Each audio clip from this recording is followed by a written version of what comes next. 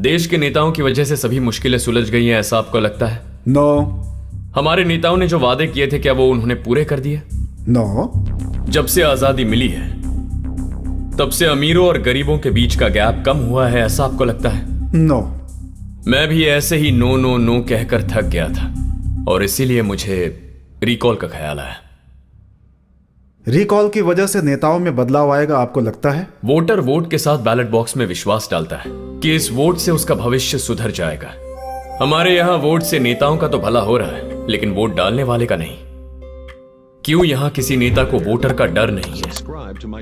अगर हम उनमें वो डर पैदा करें तो वो अपना फर्ज निभाएंगे, सही राह पर चलेंगे। तो हमारे भारत देश का जो संविधान है, क्या आप उसे बदलना चाहते हैं? संविधान देश की जनता के लिए लिखा गया है। हमारे सामने समस्या है तो उसका उपाय भी हमें ही ढूंढना होगा, और मुझे लगता है कि इस समस्या का हल है नेता का अधिकार जनता के हाथों में आना।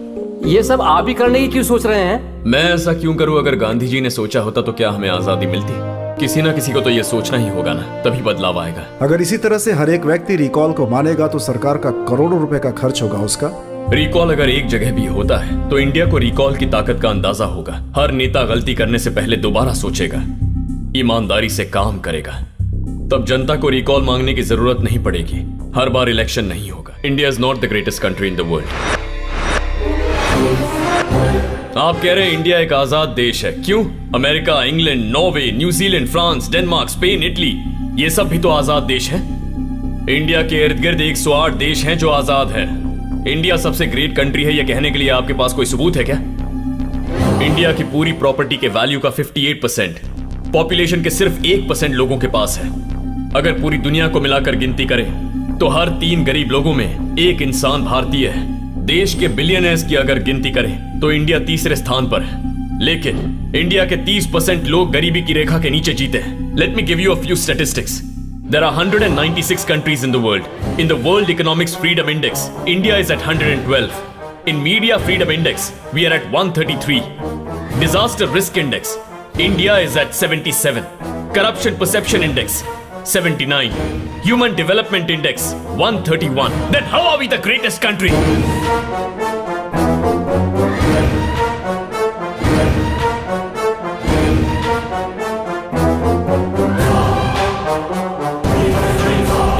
था जब हमारा देश सबसे महान था, न्याय को सबसे ऊपर मानता था, धर्म के लिए संघर्ष करता था, आजादी के लिए जीवन त्याग देता था।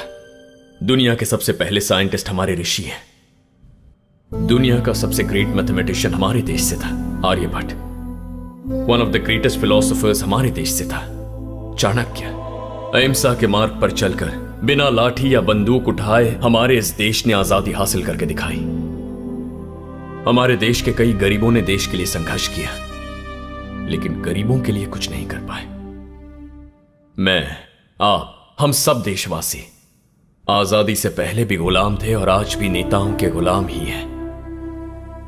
ताज्जुब इस बात का है कि इससे हमें दुख नहीं होता, हम ऐसे ही जीना सीख गए हैं। पर अब बदलाव लाना होगा, बदलाव आएगा, हम बदलेंगे, और सबसे पहले हमें बदलना होगा हमारे देश के राजनेताओं को। क्योंकि अगर एक देश की भलाई करनी है तो पहले उसके नेताओं को ठीक करना होगा। उन्हें ठीक करने का तरीका है ये रिकॉल। पैदा होना गलत नहीं है, गरीब मर जाना गलत होता है, पर हमारे देश में गरीब गरीब नहीं मरता है, और ज्यादा गरीब होके मरता है। इसका कारण है ये नेता। उनके लिए गरीब किसी गिनती में ही नहीं है, क्योंकि हमारे पास पैसे नहीं होते हैं ना।